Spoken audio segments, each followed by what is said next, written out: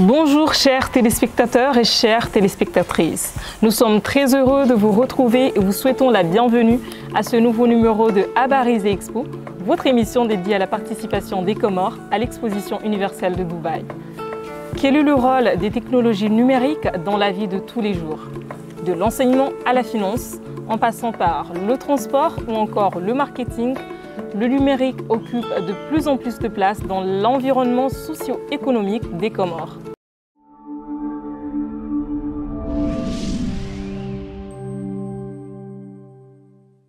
Entreprises privées, organisations gouvernementales, start-up, étudiants et universitaires, nombreux sont les acteurs qui placent le numérique au cœur de leurs activités. Pour cette deuxième émission de Habarize Expo, nous avons choisi pour vous de parler de cette société comorienne qui se numérise chaque jour.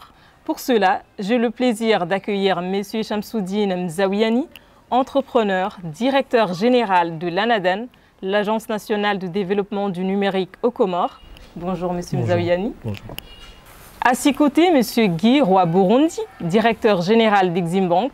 Il est également président de l'Association des professionnels de banque et des établissements financiers. Bonjour M. Guy. Bonjour madame. Merci à vous d'avoir répondu à notre invitation.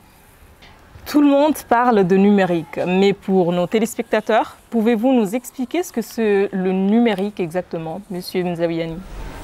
Alors le numérique, par opposition aux technologies de l'information et télécommunications, c'est tout d'abord en fait la technologie qui a permis de modifier en profondeur les usages métiers, quel que soit le secteur, puisque tous les secteurs sont impactés. Donc c'est beaucoup plus sur les usages, mais naturellement il y a un lien avec les aspects technologiques. Mais pour faire très simple, le numérique a permis de démocratiser un certain nombre de métiers, de secteurs. Ça les a simplifiés pour faire en sorte que l'accès à ces métiers, la pratique de ces métiers soit plus efficiente pour les entreprises, mais également pour les consommateurs et les citoyens. Justement, que représente pour vous l'exposition universelle de Dubaï? Alors, tout d'abord, une formidable opportunité de co-construire avec les 191 pays présents dans cette zone géographique du monde, réunis pour concevoir un monde futur autour justement des valeurs de la durabilité et de la connectivité. Donc être connecté pour concevoir un monde durable et équitable, c'est une opportunité que le pays a saisie pour aussi apporter et contribuer à cette réflexion globale. Merci. Monsieur Roy-Burundi, que représente pour vous l'exposition universelle de Dubaï? Merci beaucoup. Je pense que c'est une opportunité, comme le directeur général a dit, non seulement pour le pays. Je pense que dans cette histoire, le Comore sera vraiment gagnant dans cette histoire, comme tous les autres pays. C'est beaucoup plus en termes de partage d'expérience. Les 191 pays, imaginez ce qui se passe ailleurs. On n'aura pas besoin de réinventer la roue. On aura juste à partager l'expérience et à voir ce qui se passe et à mettre ça à jour dans notre pays. Donc pour nous, en plus le pays, maintenant les entreprises, les nombres d'opportunités en termes de nouvelles technologies qui sont disponibles, les expositions de toutes ces sociétés, des startups comme vous avez dit, qui offrent aujourd'hui des technologies nouvelles. Je crois que c'est vraiment quelque chose d'extraordinaire que tout le monde devait participer. Merci. Dans la stratégie Comores numérique 2028, plusieurs actions sont prévues par l'ANADEN. En quoi l'exposition de Dubaï peut aider à faire des Comores une société d'information à l'horizon 2028, Monsieur Mzawiani? Écoutez, donc c'est comme je l'ai dit, c'est une formidable scène d'exposition pour présenter les avancées que le pays a pu enregistrer depuis bientôt 3 ans dans ce secteur. Obtenir une reconnaissance également au niveau international des efforts entrepris par les décideurs politiques qui ont pris une décision à la fois historique en 2018 et courageuse de prioriser ce secteur au point de l'installer comme étant le 5e catalyseur dans le plan commun émergent, avec cette idée d'irriguer l'ensemble des secteurs, notamment les secteurs prioritaires, du numérique pour accélérer le développement. Donc également, c'est aussi l'opportunité de convaincre un certain nombre d'acteurs importants, notamment les acteurs qui gravitent autour de l'innovation, en particulier les business angels. Nous avons la volonté d'accompagner la croissance des startups qui se créent à peu près, nous sommes sur un rythme de 2 à 3 startups par mois en Union des Comores. Nous avons un paysage aujourd'hui composé d'à peu près 80 startups dans le numérique, dans l'innovation utile, avec une grosse domination sur le secteur de l'e-commerce. Maintenant, notre enjeu, c'est d'augmenter ce nombre, mais de faire en sorte que ces acteurs-là puissent prospérer, puissent se développer. Et pour cela, il faut les financements adaptés. Comme dans le reste d'autres pays d'Afrique, notamment, je pense au Rwanda, je pense au Sénégal, au Maroc et au Kenya, pour prendre cet exemple-là. Ils disposent de capitaux, de financements adaptés à l'innovation. Notre ambition au niveau de l'agence, sur cet aspect-là, c'est de faire en sorte de raconter une belle histoire qui se fonde sur des vrais progrès, une vraie vision, un vrai engagement, pour rassurer ces investisseurs et leur donner envie de venir dans un pays où le marché est effectivement étroit, mais c'est l'occasion justement de faire quelque chose d'extraordinaire avec eux, quelque chose d'un peu d'innovant, qui peut être reproduit sur des marchés beaucoup plus importants, et nous allons leur afficher toute la détermination que le pays entier mobilise pour aider nos jeunes à créer des innovations, à les faire prospérer au niveau national et enfin à les exporter à l'international. En parlant de ces marchés, plusieurs avancées technologiques ont été enregistrées ces dernières années aux Comores, dans plusieurs secteurs. Monsieur Roi-Burundi, vous qui êtes dans le milieu des finances, pensez-vous que le FinTech occupe aujourd'hui une place dans la vie quotidienne du Comorien? Totalement. Je pense qu'en allant non seulement dans le secteur bancaire, juste au niveau de l'information, vous verrez aujourd'hui une information publiée sur papier, une information publiée sur le digital. L'impact n'a rien à voir. On atteint facilement beaucoup de gens par tout ce qui est numérique, tout ce qui est digital, que quand on va sur le papier. Aujourd'hui, les banques, à l'époque, pour se développer, devaient construire des branches. Il fallait du brique, du ciment, du tôle pour avoir une branche. Aujourd'hui, on doit dépasser ce niveau. Le numérique ajoute aujourd'hui à l'industrie bancaire, nous permet de réduire nos coûts. La technologie nous permet d'être beaucoup plus proches de nos clients.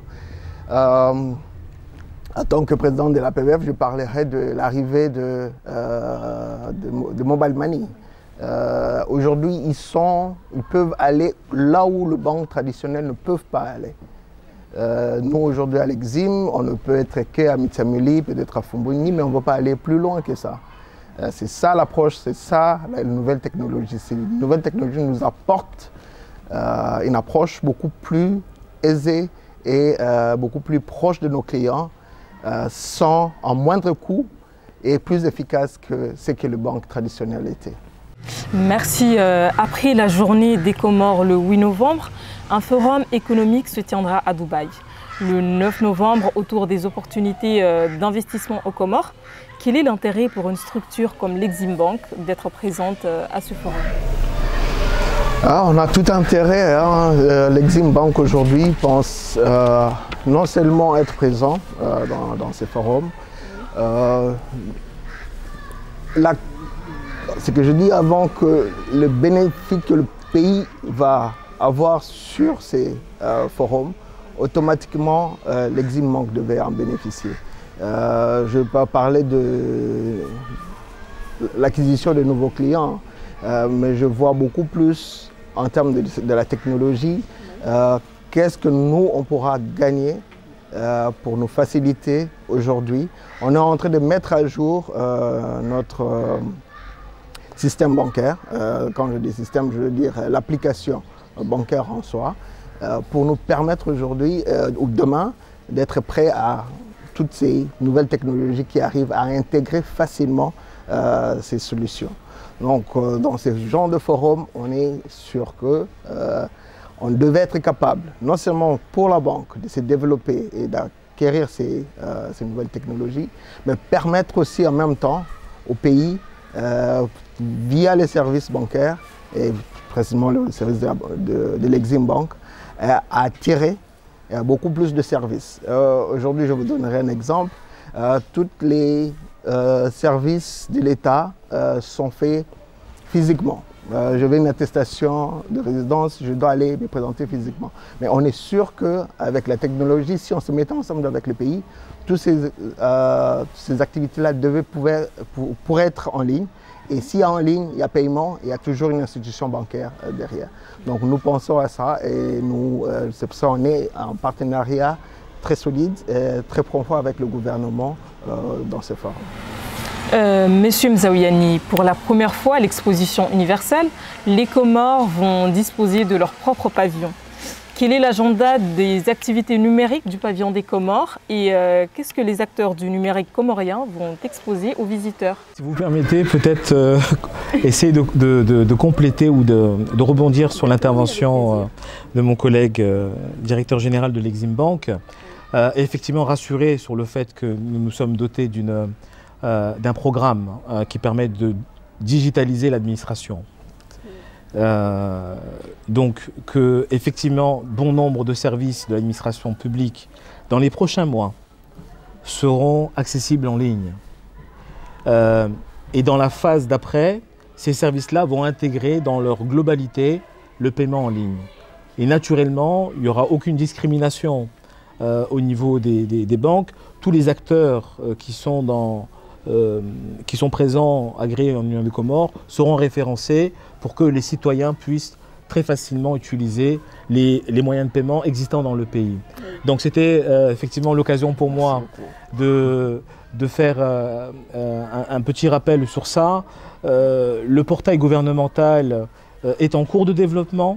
Nous avons commencé ce mois-ci et dans quelques mois, d'ici, je pense, milieu du premier semestre 2021, les premiers e-services dans le pays verront le jour, comme par exemple la possibilité de demander sa carte d'identité ou son casier judiciaire en ligne. Ce sera une réalité dans les prochains mois. Inch'Allah. Voilà. En revenant, je vais revenir sur la question que je vous avais demandé. Quel est l'agenda des activités numériques du pavillon des Comores et qu'est-ce que les acteurs du numérique comorien vont exposer aux visiteurs à Dubaï? Alors, notre intervention, du moins la présence du digital sur cet événement, se décline en deux phases. La première, c'est de maintenant jusqu'au mois de février, c'est de réfléchir sur comment le digital peut venir amplifier les actions de communication et donc de valorisation des acteurs qui représentent en fait les Comores dans cet événement. Oui. Que ce soit les acteurs de l'innovation, ceux qui sont sur les produits de rente, ceux qui sont dans l'agriculture, bref, nous avons quelque chose à aller raconter à Dubaï et cette chose-là, c'est ce que nous possédons, le paysage, nos produits bruts qui doivent être transformés, qui intéressent un certain nombre de typologies de clients, notamment l'industrie du luxe.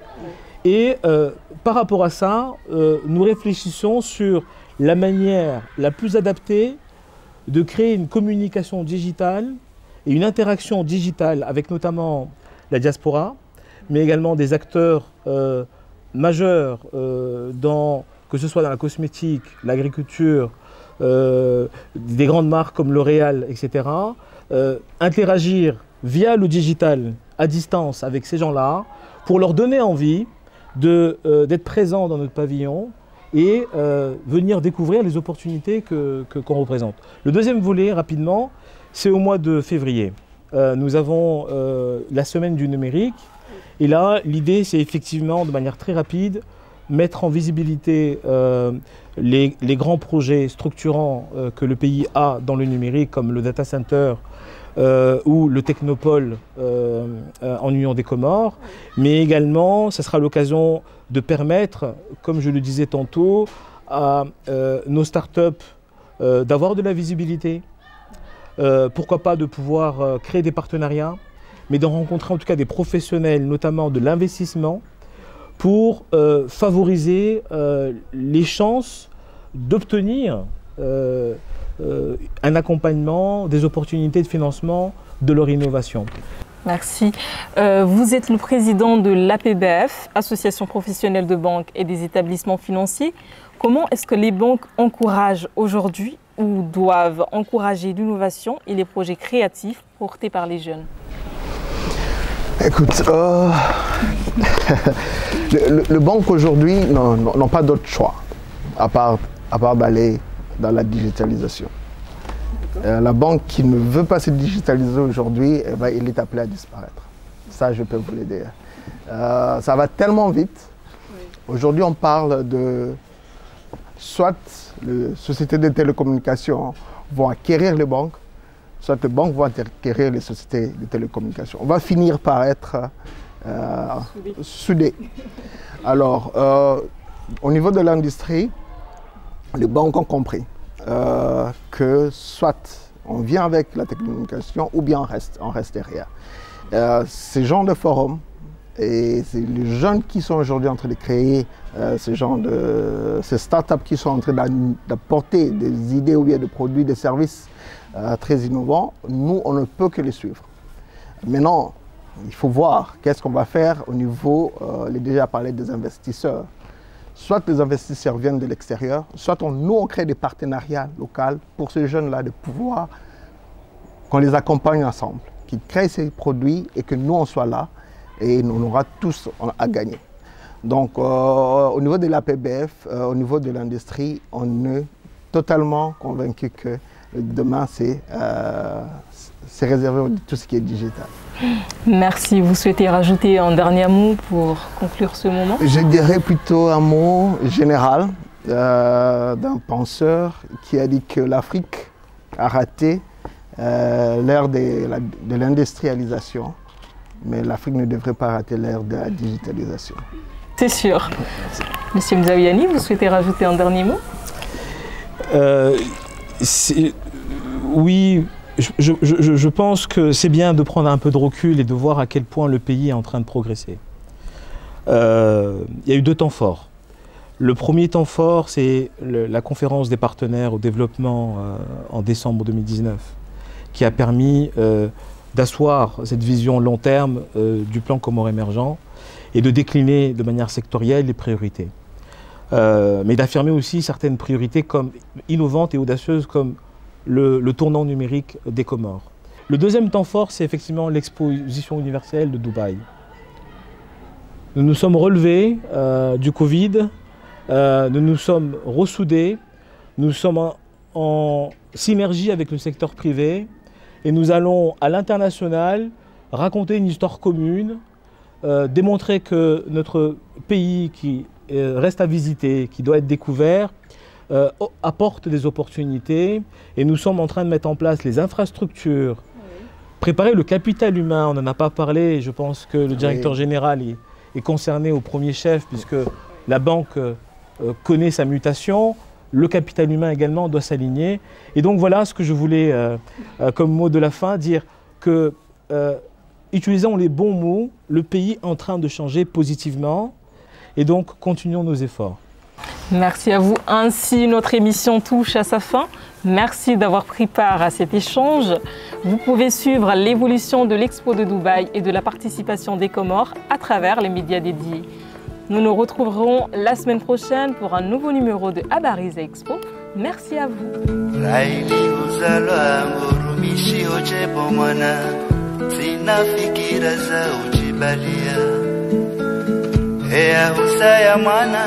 Lelo na uombea zemvuza zitende bure ejuzise